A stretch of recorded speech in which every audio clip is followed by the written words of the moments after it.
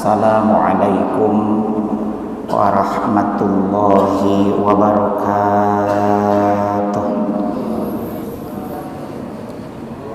Alhamdulillahi rabbil alamin, wa bihi nasta'inu ala umurid dunya waddin. Wassalatu wassalamu ala asyrafil anbiya'i wal mursalin, sayyidina wa maulana Muhammad wa ala alihi wa sahbihi ajma'in.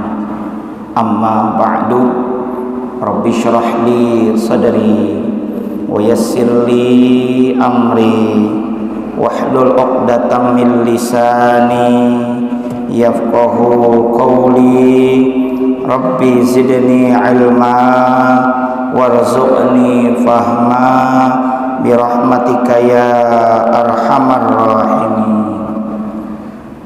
Para bapak, saudara sekalian, jamaah salat fardu zuhur berjamaah yang kemudian dilanjutkan dengan menghadiri halaqah majelis ilmu, yang mudah-mudahan saudara sekalian ada dalam keadaan sehat walafiat, ada dalam rahmat dan ridho Allah Subhanahu wa taala.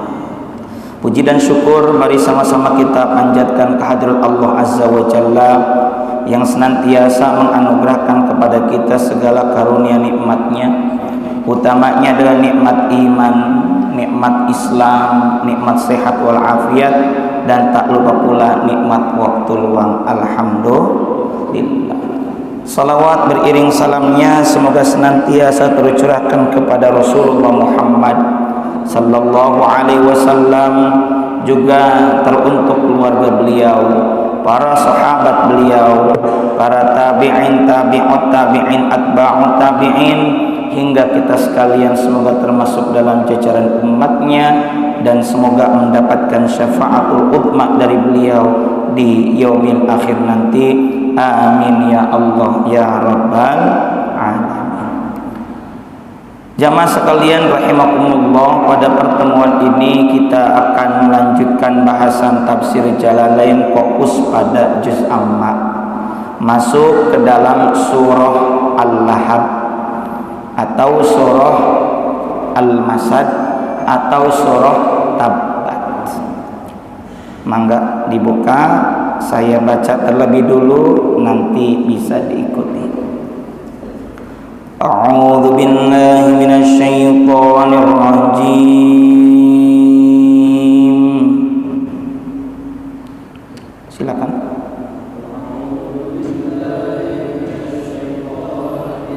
Bismillahirrahmanirrahim.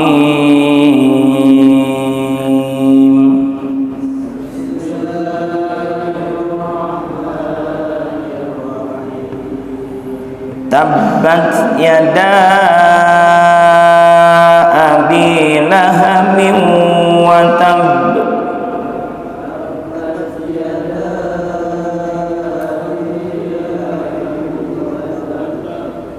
Ma aghna anhu maluhu wa ma kasab.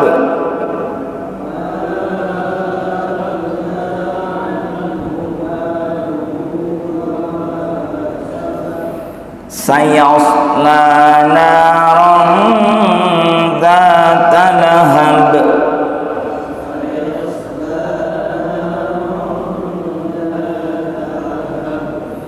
Wa imra'atuhu hammalatal hatab.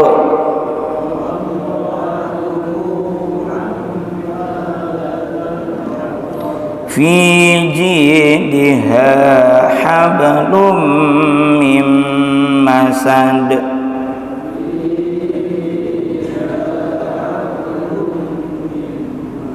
Sadaqallahul azim.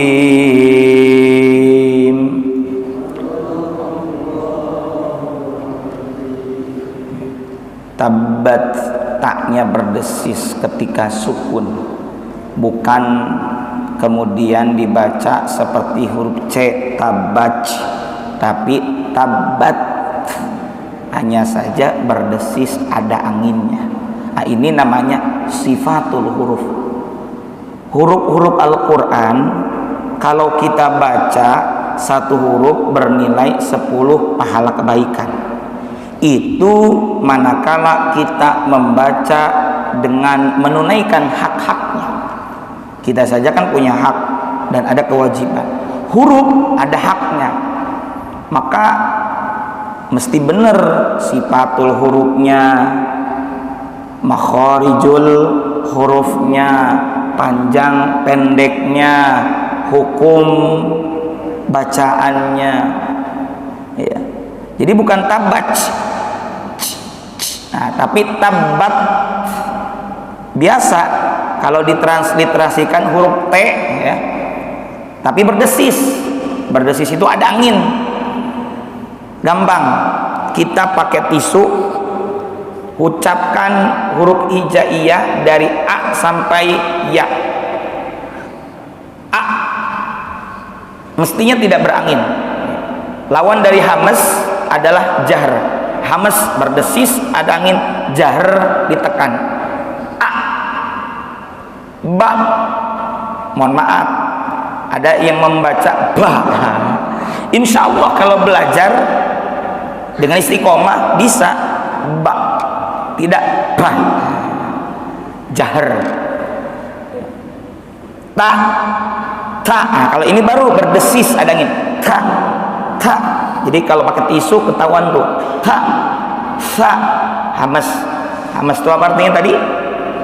Berdesis, ada anginnya. A, ba, ta, sa, ja, ditekan, ja, jahr, ja, jim kalau kita maya. Karena bapak-bapak yang lahirnya tahun 80 atau sampai 90 tahunan, tahun 90 awal, rata-rata pakai teori atau metode Baghdadiyah, tuturutan, alif-alifan. Yang diajarkannya dulu itu tanpa harokat, alif, ba, ta, ta, jim, ha, kho. Kalau ikro kan sudah pakai harokat, fathah, kasroh, dom. Saya tidak akan semuanya. Yang jelas sifatul huruf itu diantaranya ada yang dibaca hamas, ada yang dibaca lawan dari hamas adalah jahr, ditekan. Oke, lanjut. Tabbat yada, di situ Pak, yada. Insya Allah mudah-mudahan di pertemuan selanjutnya saya kasih kopian selembar atau 2 lembar tentang tajwid. Belajar tajwid itu sebenarnya mudah, tinggal pakai metode atau strategi yang gampang dipahami. Pak, mad itu artinya memanjangkan, bukan Ahmad, bukan mad. Ada 2. Yang pertama mad asli, ingat aja asal artinya pokok. Yang kedua namanya mad far'i, cabang. Belum ngerti nggak apa-apa. Asli, asal daripada panjang bacaan itu 2 ketukan atau 1 alif. Harokat ketukan tuh, nah kayak gitu. Hurufnya ada 3. Pertama alif sebelumnya fathah. Contoh maliki, fathahnya bukan di alif tapi di huruf sebelum alif. Maliki, ma, 2 ketukan. Asal pokok dasar mad itu 2 ketukan. Kalau 1 ketukan bukan mad. Yang kedua waw sukun sebelumnya dhammah. Yukinuna, yu, 2 ketukan. Yang ketiga ya sukun sebelumnya kasrah. Alladzina, 2 ketukan. Tantangannya jangan sampai ketemu dengan 1 hamzah. Ini yada awalnya mad asli, kita sering menyebutnya mad tabi'i. Kenapa disebut mad tabi'i, nama lain dari mad asli? Karena kalau orang punya tabiat yang baik, dia tidak akan melebihi dan tidak akan mengurangi dari 2 harokat. Begitu. Kalau namanya itu mad asli, 1 nggak ketemu hamzah. Kalau ketemu hamzah 1 kata, kayak malaika, Israil. Itu bukan mad asli lagi, namanya mad wajib muttasil. Yang kedua, enggak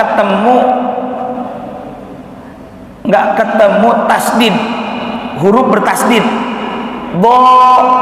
mad tabi'i, tapi ketemu dengan lam bertasdid, nah bukan mad asli lagi, mad lazim kilmi mutsaqqal atau mutsaqqal kalimi.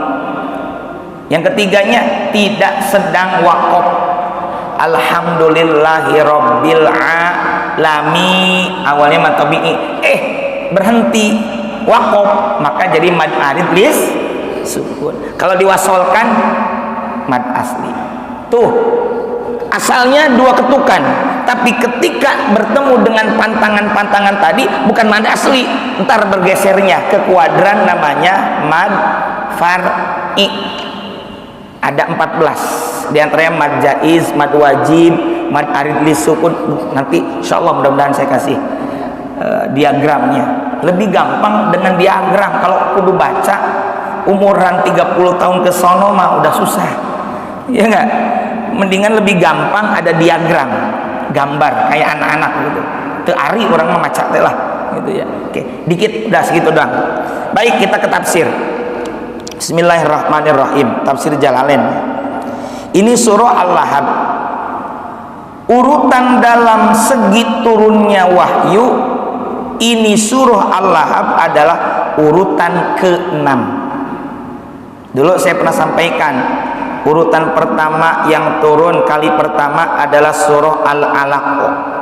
Yang kedua surah Al-Qalam, Nun wal qalami wa ma turun. Yang ketiga surah Al-Muzammil, ya ayyuhal muzammil.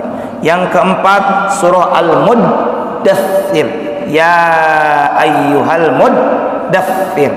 Yang kelima surah Al-Fatihah, dan yang keenam adalah surah Al-Lahab. Kita tabarukan tafsir Jalalain.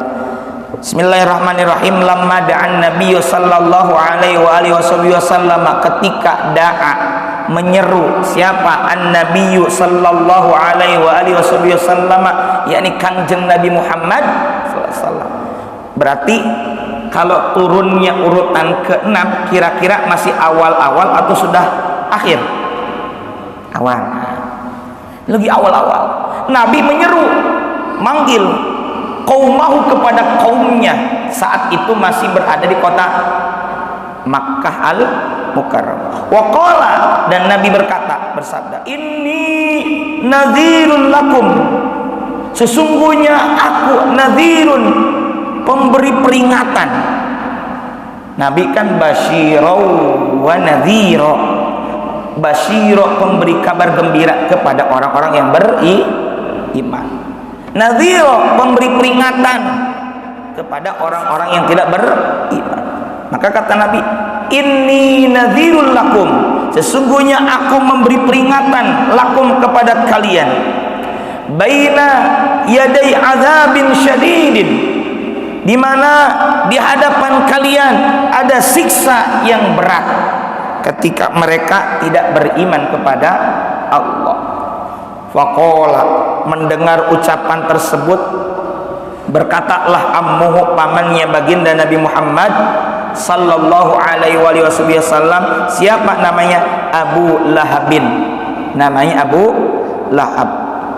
Abu Lahab ini, para bapak jamaah sekalian rahimakumullah, adalah salah satu daripada paman Nabi Muhammad sallallahu alaihi wasallam.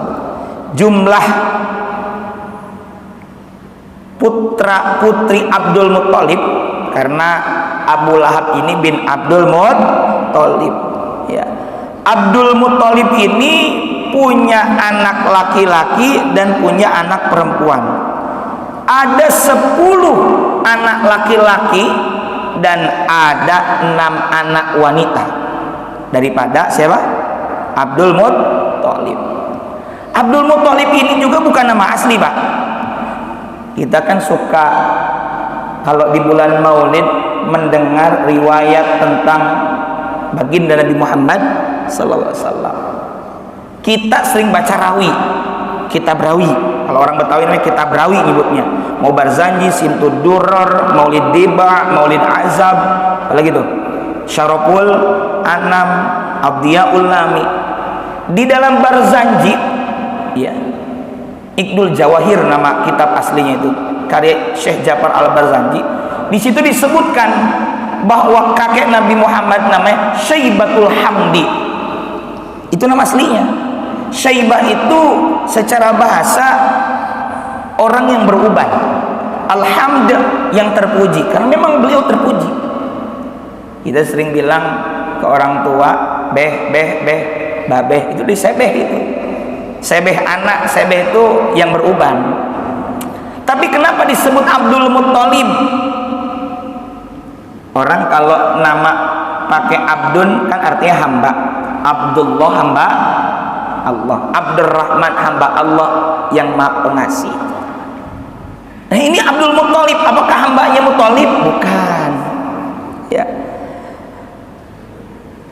Abdul Muttalib nama lengkapnya Syaibah, punya bapak namanya Hasim. Abdul Muttalib bin Hasim, ya kan? Abdul Muttalib nama aslinya Syaibah, punya bapak namanya Hasim.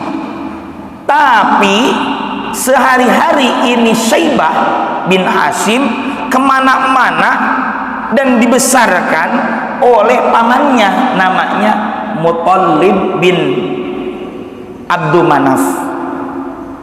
Muttalib bin Abdul Manaf. Kan Abdul Muttalib bin Hasim, Hasim bin Abdul Manaf, ya kan?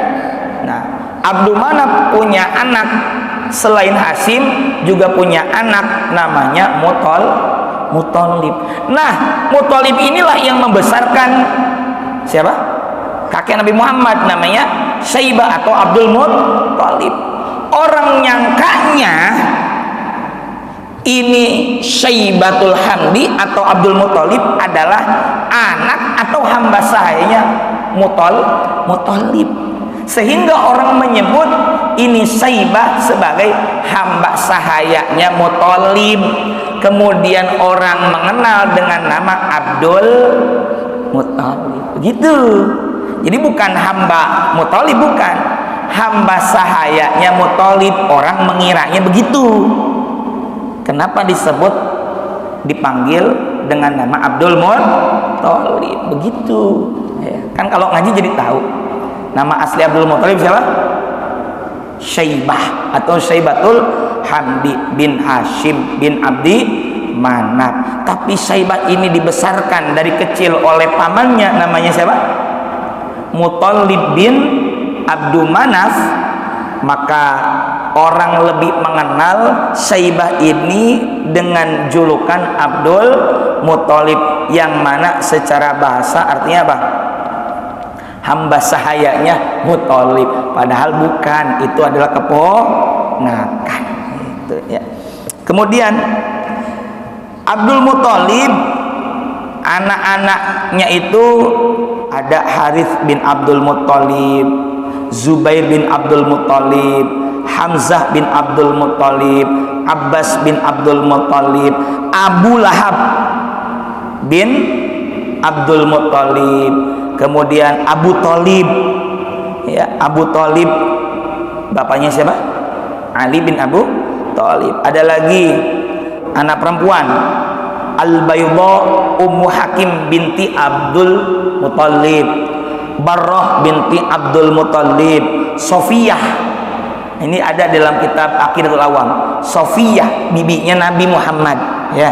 Sofiyah binti Abdul Muttalib, yang mana Sofiyah ini ibu dari sahabat Nabi namanya Zubair bin Awam. Kemudian ada nama sahabat Abdullah bin Zubair bin Awam.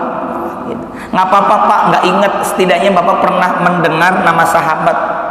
Mudah-mudahan ini sahabat, meskipun kita tidak kenal secara persis, kita cinta ke sahabat, cinta kepada ulama, mudah-mudahan dapat syafaat juga dari orang-orang soleh, karena orang soleh juga bisa memberikan syafaat.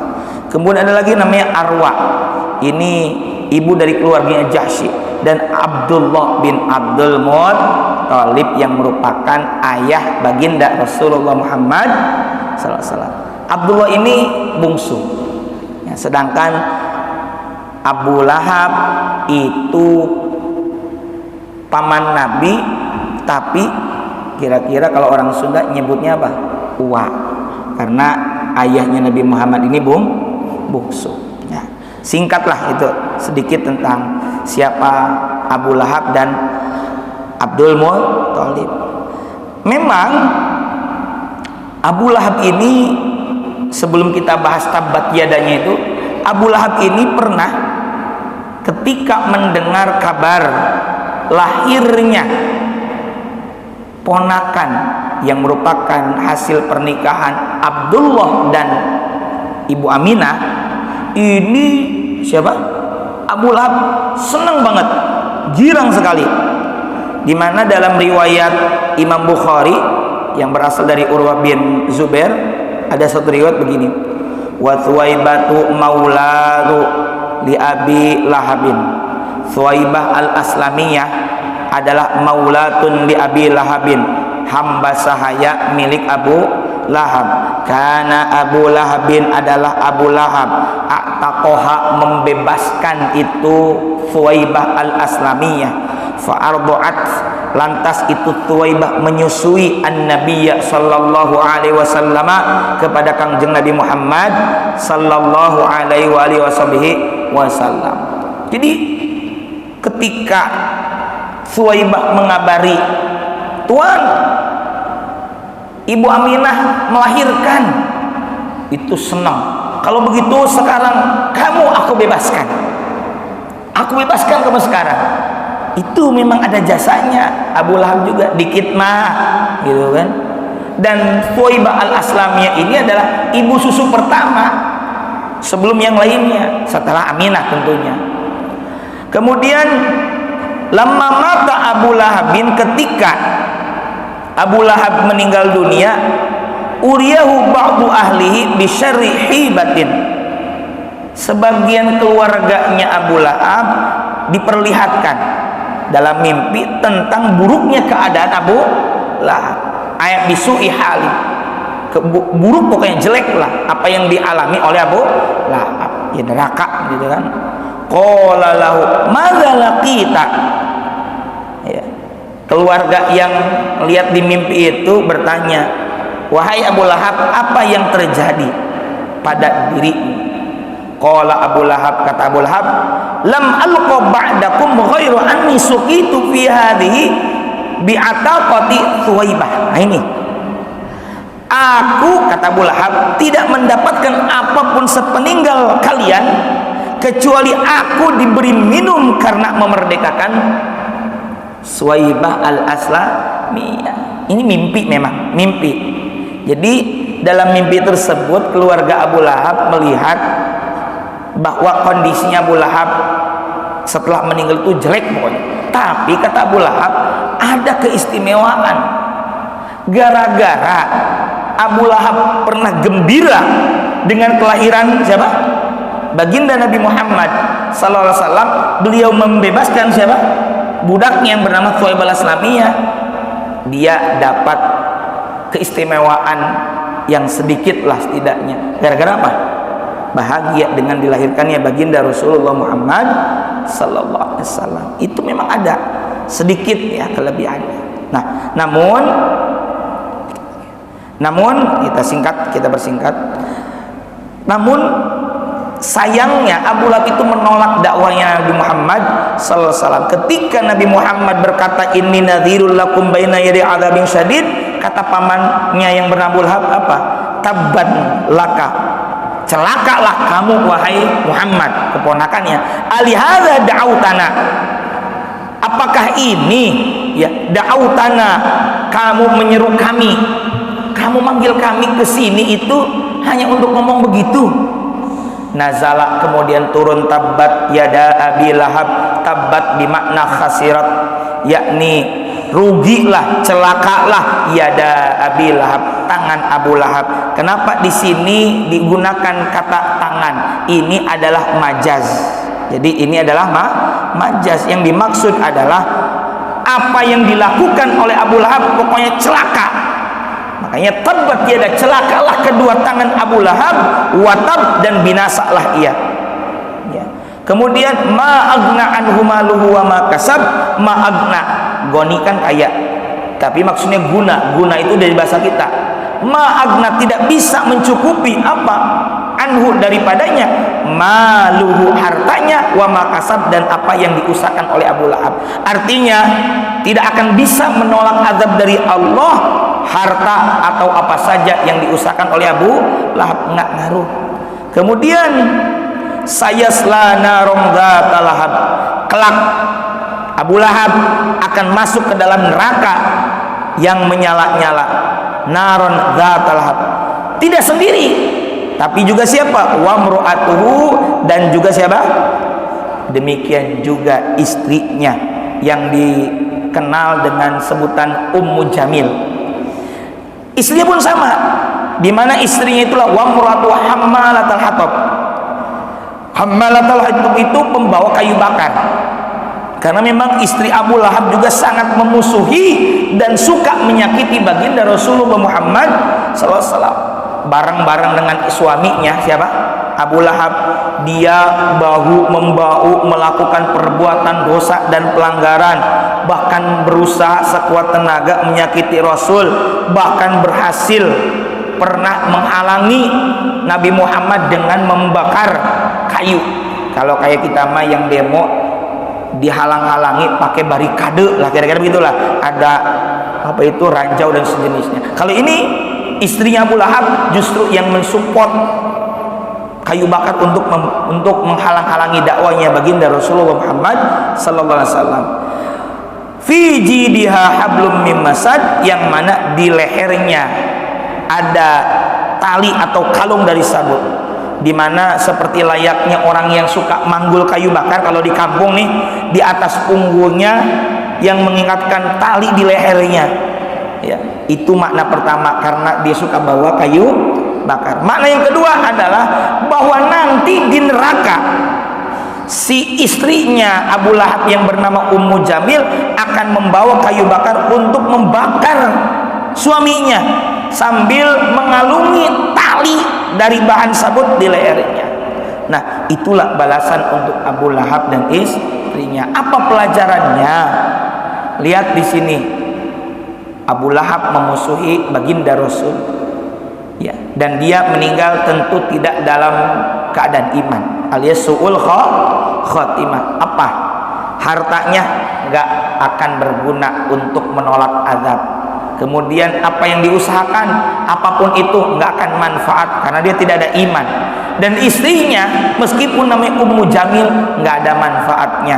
Secantik-cantiknya istri, fisiknya cantik, rupanya bagus, tapi hatinya jelek, tidak akan ada kebaikan untuk dirinya, karena dasar daripada kita semua adalah hati yang beriman kepada Allah Subhanahu wa ta'ala. Ini saja mungkin yang bisa kami sampaikan. Semoga Allah Subhanahu wa ta'ala menjaga keimanan kita dan istiqomah dalam melakukan ketaatan amal saleh karena Allah Subhanahu wa ta'ala. Amin ya Allah ya rabbal alamin. Rabbana anfa'na bima 'allamtana, rabbi 'allimna alladhi yanfa'una, rabbi faqina faqih lana wa qarabatil lana fi dinina ma'al qutri untha wa dzakar wa hasbunallahu wa ni'mal wakil wa la haula wa la quwwata illa billahil aliyil azim. Wa sallallahu ala sayyidina Muhammad wa ala alihi washabihi wasallam. Subhana rabbika rabbil izzati amma yasifun wa salamun alal mursalin walhamdulillahi rabbil alamin. Mohon maaf atas segala khilafan, wallahul muwaffiq ila aqwamit thariq. Assalamualaikum warahmatullahi wabarakatuh.